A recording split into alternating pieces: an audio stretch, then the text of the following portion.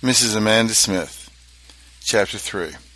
Some of the remembrances of my girlhood days. Helping runaways. My mother aroused. A narrow escape. A touching story. The name of my father's landlord was John Lowe. He was a wealthy farmer, lived between Newmarket and Shrewsbury, Pennsylvania. Very much all the farmers round about in those days were anti-slavery men. Joseph Hendricks, Clark Lowe, and a number of others. My father worked a great deal for Isaac Hendricks, who used to keep the Blue Ball Tavern. I and the children have gathered many a basket of apples out of the orchard, and many a pail of milk I have helped to carry to the house, and often at John Lowe's as well. I used to help them churn often. And then old Thomas Wentling, Wantlen, who used to keep the store. How well I remember him. John Lowe would allow my father to do what he could in secreting the poor slaves that would get away and come to him for protection. At one time he was magistrate, and of course did not hunt down poor slaves, and would support the law whenever things were brought before him in a proper way. But my father and mother were level-headed and had good broad common sense, so they never brought him into any trouble. Our house was one of the many main stations of the Underground Railroad. My father took the Baltimore Weekly Sun newspaper that always had advertisements of runaway slaves, after giving the cut of the poor fugitive with a little bundle on his back, going with his face northward. The advertisement would read something like this: $3,000 reward. Ran away from Anerandell County, Maryland. Such a date, so many feet high, scar on the right side of his forehead, or some other part of his body, belonging to Mr. A or B, or sometimes the excitement was so high we had to be very discreet in order not to attract suspicion. My father was watched closely. I have known him to lead in the harvest field from 15 to 20 men, who was a great crawler and mower in those days, and after working all day in the harvest field, he would come home at night, sleep about 2 hours, then start at midnight and walk 15 or 20 miles and carry a poor slave to a place of security. Sometimes a mother and child, sometimes a man and wife, other times a man or more, then get home just before day. Perhaps he could sleep an hour, then go to work, and so many times baffled suspicion. Never but once was there a poor slave taken that my father ever got his hand on, and if that man had told the truth, he would have been saved, but he was afraid. There was a beautiful woods a mile from Newmarket on the Baltimore and York Turnpike. It was called Lowe's Campground. It was about 3/4 of a mile from our house. My mother was a splendid cook, so we arranged to keep a boarding house during the camp meeting time. We had melons and pies and cakes and such like as well. Father was very busy and had not noticed the papers for a week or two, so did not know there was any advertisement of runaways. There were living in Newmarket certain white men that made their living by catching runaway slaves and getting the reward. A man named Turner, who kept the post office at Newmarket, Ben Crout, Crout, who kept a regular Southern bloodhound for that purpose, and John Hunt.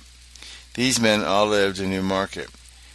Then there was a Luther Amos, John Hendricks, Abe Sampson, and Luther Sampson, his son. I knew them all well. Sampson had a number of greyhounds.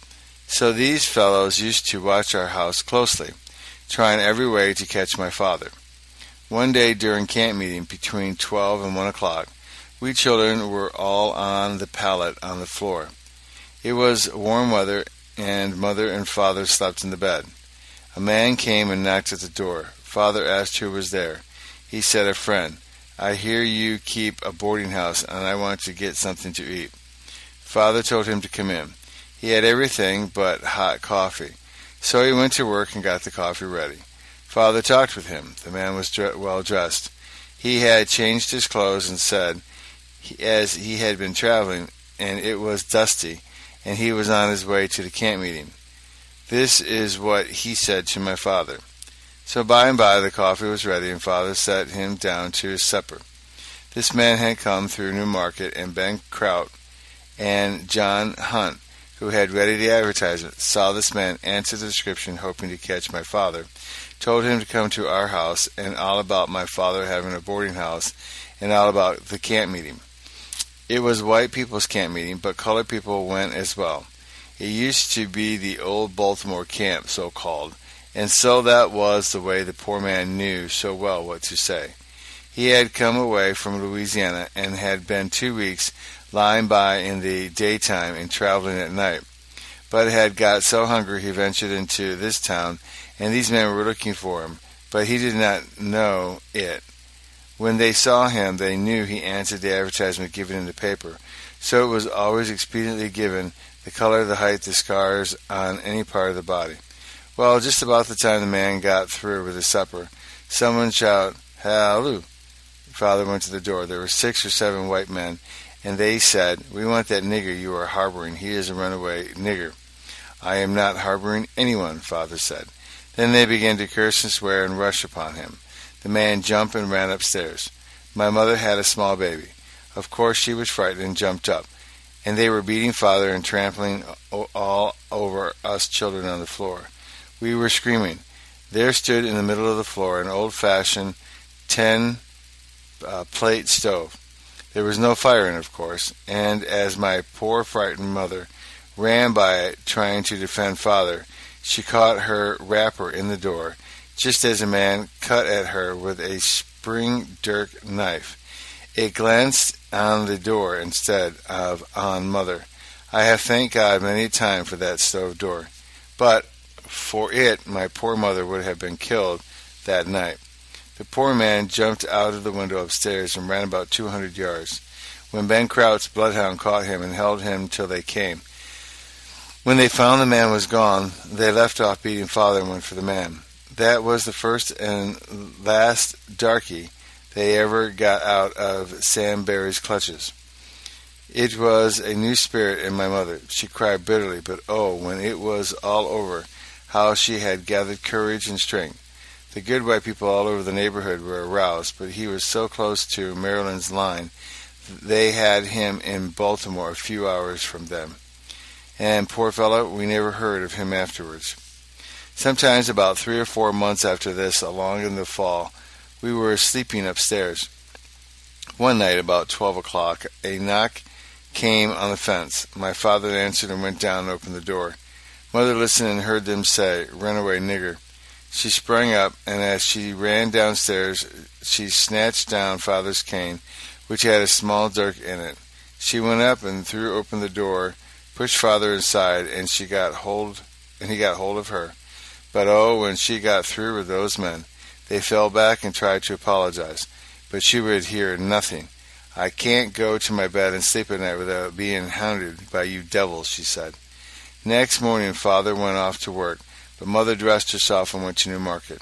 As she went, she told everybody she met how she had been hounded by these men. Told all their names read out, and all the rich, respectable people cried shame and backed her up. Dr. Bell, the leading doctor in Newmarket, who himself owned 3 or 4 slaves, stood by my mother and told her to speak of it publicly. So she stood on the stepping stone at Dr. Bell's, right in front of the largest tavern in the place. There were a lot of these men sitting out reading the news. The morning was a beautiful fall morning. She opened her mouth and for 1 hour declared upon them all the words in her heart. Not a word was said against her, but as the spectators and others looked on and listened, the cry of "Shame, shame," could be heard, and the men skulked away here and there. By the time she got through, there was not one to be seen of this tribe.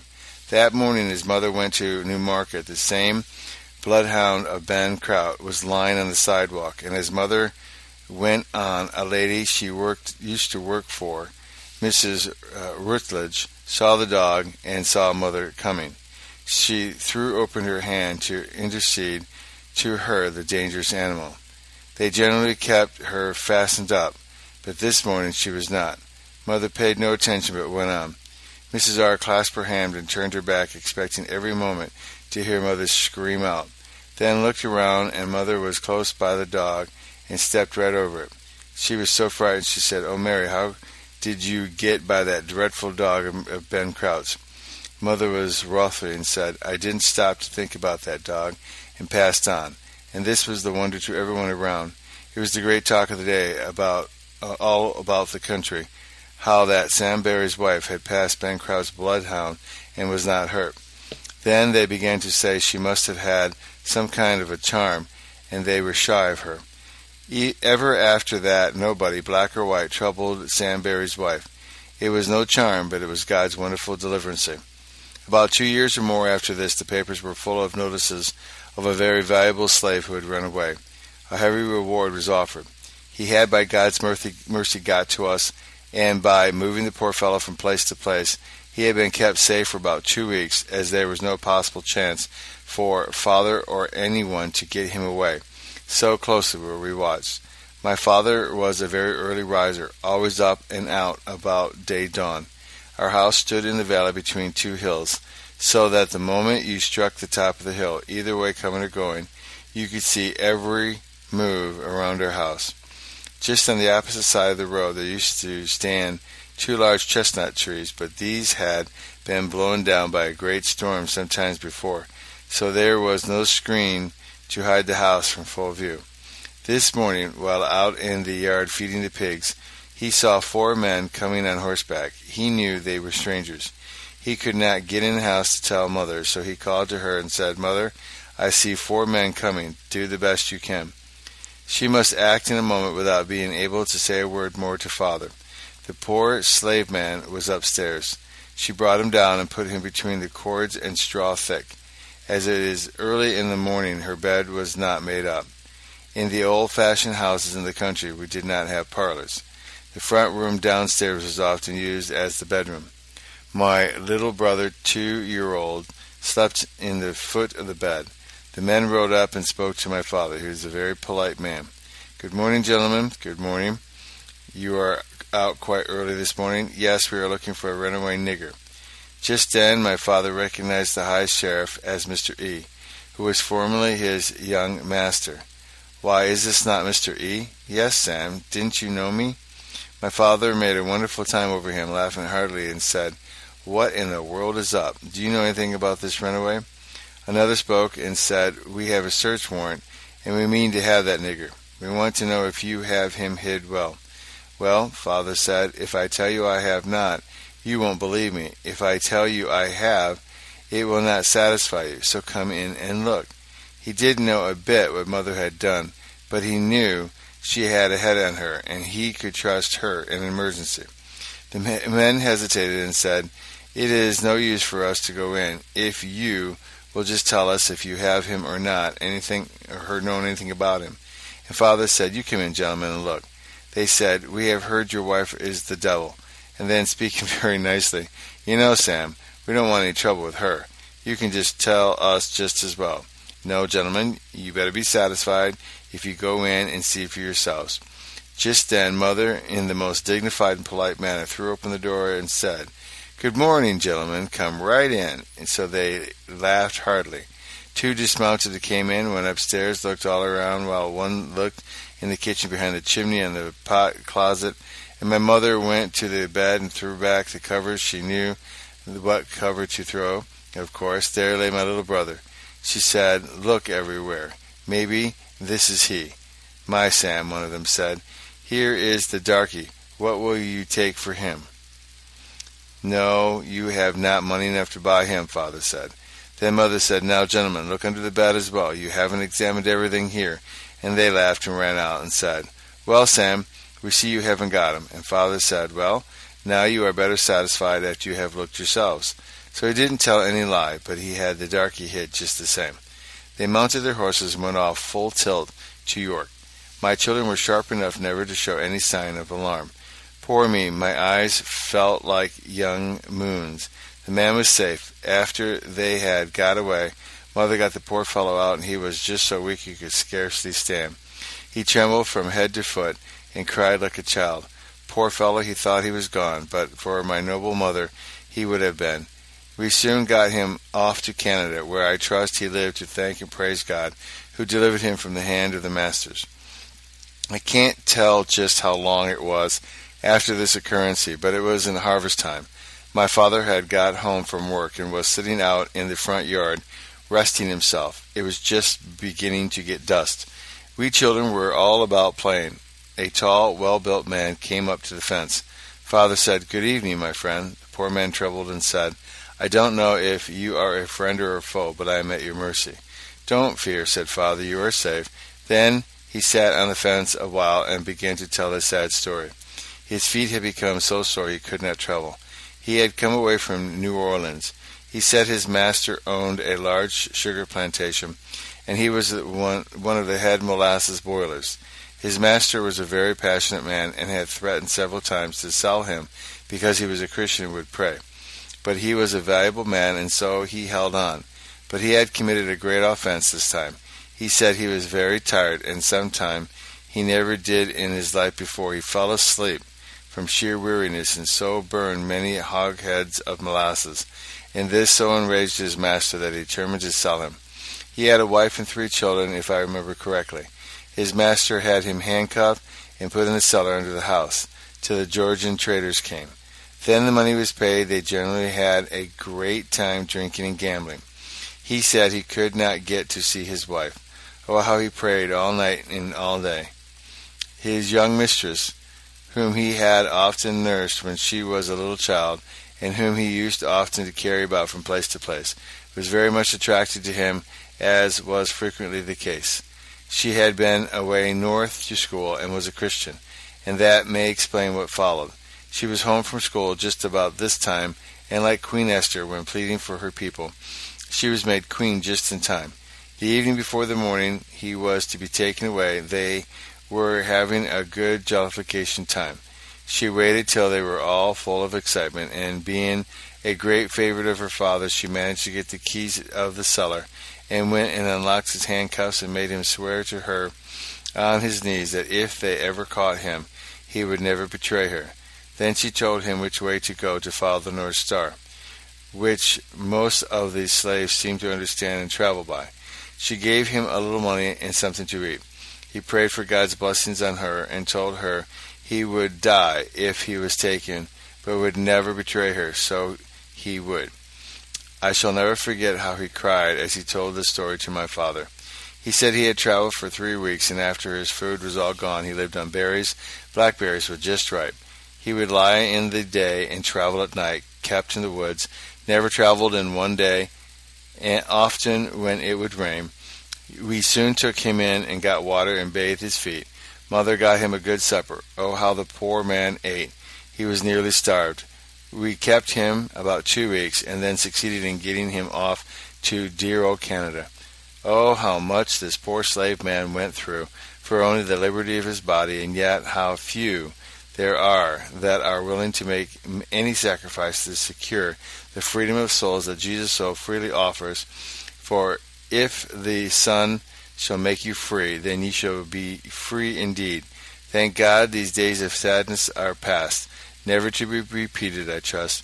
The poor man, I suppose, never heard of his wife and children, for this was years before the war, and it was not likely they ever met on earth again. But I trust they will meet beyond the river where the surges cease to roll. End of chapter 3.